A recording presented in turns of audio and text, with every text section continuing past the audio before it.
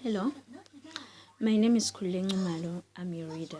I'm going to read you my favorite story today, The Monkey's Heart. From the African legend from East Africa. It was originally written in Swahili. It's one of those tales that were told in Africa over and over again, but then it was then retold by our generation. At the edge of the sea, there grew a huge tree which spread half its branches over the land and the other half over the water. It was the favorite tree of a little monkey who would swing and play among its branches all day, stopping only when he was hungry to pick up and eat some fruit from that tree. Now in the sea there lived a shark. One day the monkey threw fruit into the water and the shark gobbled it up. It was very tasty, and the shark began to swim closer to the tree every morning until he made friends with the monkey and persuaded him to throw fruit down for him every day. "Thank you, friend monkey," the shark would say.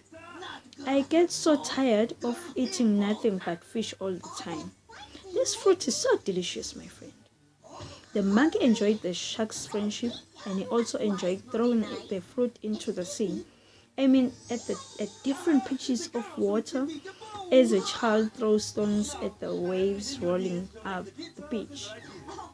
One day, the shark looked up at the monkey as he swung among the branches of the tree and said, "You have been very kind to me all these last few months, providing me with food every morning, and I should do something for you in return." The monkey chewed his fingers and looked down with interest at the shark, but said nothing.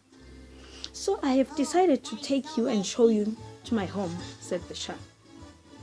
"Then you will meet the other members of my tribe, and they will also be able to thank you, so that they can be able to thank you for your kindness to me." The monkey looked doubtful and replied after a moment's thought, "I don't think I want to go, thank you. We land animals are not fond of getting our farewells, and as you know, I cannot swim. I shall be much happier if I stay in my tree on the land." "Come on," said the shark. "Who said you will get wet? I shall carry you to my home on my back, and not a drop of water will touch you, for I shall swim very carefully without splashing my tail about. I will make sure you don't get wet." The monkey was still undecided, but the day was hot and the fruit season was almost over. Thinking it would be cooler on the water and that there might be something good to eat at the end of the journey, the monkey at last agreed to go. He climbed down the tree, leaped on the shark's back. There, they were off. At first the monkey was more frightened than he had expected to be, since it was not easy to cling to the shark's slippery back, and they seemed to be traveling so swiftly through the deep blue water. But presently he got used to the movement and opened his eyes wide at the sight of the fish and plants that he could see below. "Are you enjoying yourself?" called the shark. "Don't you find it much cooler here than on your dry land?" "Yes," replied the monkey, "but I wish your back wasn't so slippery, my friend." "How much further do we have to go?" "We're just about halfway," answered the shark. "And there is something that I think I ought to tell you." "What is it?" said the monkey. "The chief of our tribe, the biggest and most powerful shark in the sea, is very ill. We fear he will die. But our medicine man has told us that if the chief can be given a monkey's heart to eat, he will recover.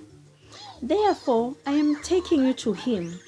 But because you have always been kind to me, I thought I should prepare you with what lies ahead of us." The monkey was terrified and bit his lips to stop himself from crying out with fear, while he thought of a plan to help him escape. At last he said as calmly as he could, "But how foolish of you not to have told me this before we left the land. How can I give my heart to the chief when I have not brought it with me?" "You have not brought it with you?" repeated the shark. "But what else could you do with it? It's obvious that you don't know much about us monkeys. You will have heard that most of us leave our hearts hanging in the tree where we sleep. We only use them at night time," replied the monkey. Then he sighed. "But I don't suppose you'll believe me. You'll better go on swimming until we reach your home, and then when you have killed me, how angry your chief will be when he finds that I have no heart because I have left it hanging in my tree." The shark knew only too well how angry the rest of the tribe would be if the monkey was right. "As I therefore say," remarked the monkey, "if you had only told me that you needed my heart, I would have brought it with me. I would have only been happy to help you, to have your chief eat it, since you are such a great friend of mine." So the shark turned in the water and swam towards the land, saying, "If I take you back to your tree, will you go in and get your heart?"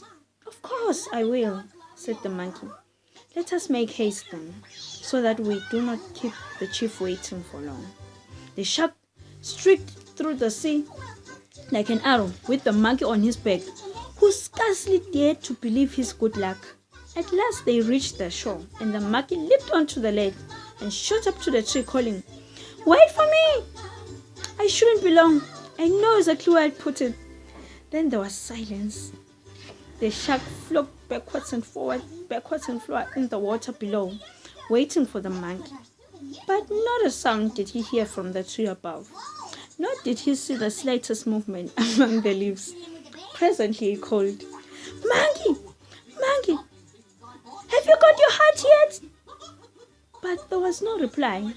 Thinking that the monkey had left his heart in a tree further inland, the shark waited a little longer, but still everything was silent.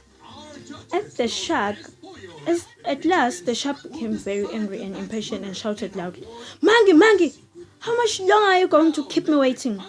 A half-rotten fruit landed with a thud on the shark's nose, and a burst of laughter came from amongst the branches of the tree. "What sort of a fool do you think I am?" asked the voice of the monkey. "Did you really expect me to come back with you to your home to be killed?" "But you said you would fetch your heart," complained the shark. "Can you not find it?" The monkey laughed out even louder. "My heart is in the right place, in the center of my body, you fool," he shouted. "What's more, it has been there all the time. Now go away. Our friendship is over. You may find some other foolish monkey enough to go with you."